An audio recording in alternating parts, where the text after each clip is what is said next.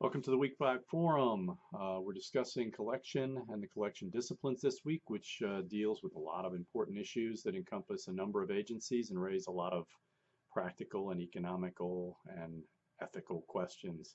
The first issue with collections is budget, because these systems are not cheap. During the Cold War, cost was rarely an issue. Today, cost containment is a frequently used phrase at the federal level, and those kinds of concerns are increasingly voiced when it comes to deploying new collection systems. How does the intelligence community respond to challenges on cost? I think that's an interesting question. Um, Another problem related to collections is the 1990s era contractions of the defense contracting industry. I think that's an interesting thing that Lowenthal raises. That refers to private corporations like Lockheed Martin, Northrop Grumman, Boeing, companies like that. These companies earn a considerable portion of their corporate earnings from government contracts. When the Cold War came to an end, a lot of the smaller contractors went out of business or merged with larger corporations. The result was a much less competitive bidding process. And in one instance, Lowenthal mentions when the U.S. set up its Africa Command, it had to go with a Chinese commercial satellite to set up its communications. Does that sound like a good idea, given that China is one of our major rivals in Africa? Another issue that we can discuss related to collections are the lead times it takes to get these systems off the drawing board and into service. When we're talking about satellites, for example, is it fair to compare U.S. satellite launch rates with Europe's? What's different about U.S. satellites? Lowenthal discusses some instances where very different collection systems put the pieces together and create good intelligence results. He mentions the Cuban Missile Crisis as an illustration of this kind of intelligence synergy, where different agencies put together a piece of the puzzle and they come together and actually get things right. He also notes that the search for Osama bin Laden involved contributions from a number of separate agencies.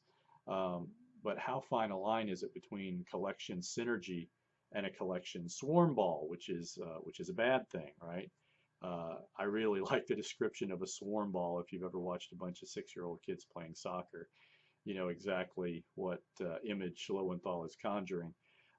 Lowenthal also notes that the U.S. intelligence community has a collection analysis imbalance in that we collect far more data than analysts can ever effectively evaluate. Is that sort of an inevitable problem? Because it seems to me like most of what I've read suggests that the intelligence community always would like to gather more intelligence rather than less. One issue that I think is mentioned a couple of weeks ago is the idea of a signal to noise problem. This is something that Roberta Wohlstetter raised with regard to the Pearl Harbor attack, suggesting that the information to determine that the Japanese intent to attack Pearl Harbor was available to U.S. naval intelligence, but they weren't able to identify the critical data in real time. I think in point of fact that Wohlstetter is making some important assumptions that are likely not to be borne out by history. First, while we had broken the Japanese diplomatic code, we had not broken the Japanese Imperial Navy's code. Another instance that the Japanese conveyed their intention to attack Pearl Harbor via the airwaves, and it appeared that the decision to attack was conveyed by hand to the Imperial Japanese Navy, which subsequently proceeded to attack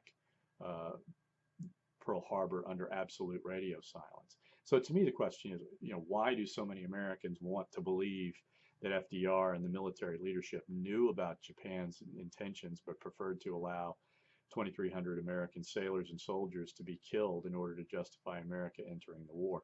I just don't think FDR was that Machiavellian. If you actually study the issue, I simply don't think that the evidence supports such a conclusion.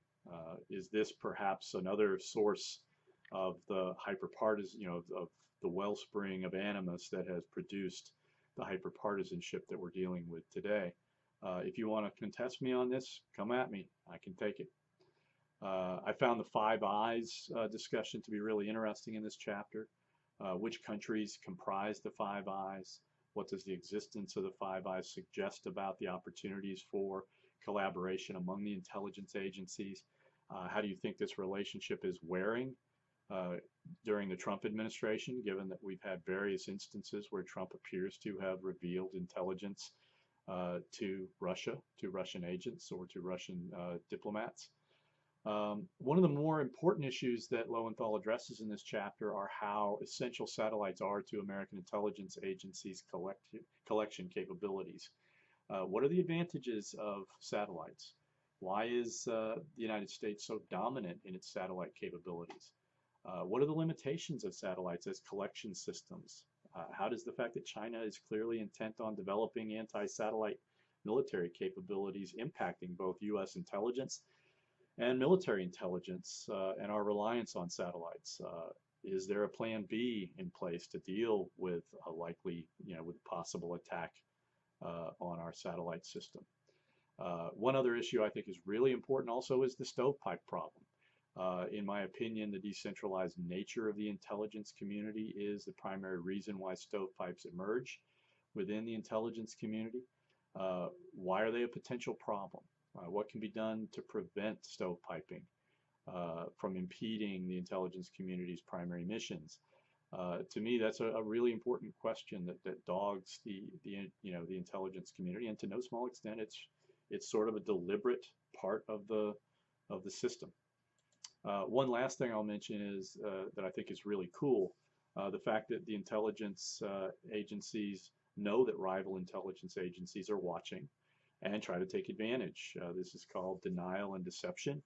To me, that's the sort of games within games that really makes intelligence policy such a complex and interesting, set of policy behaviors.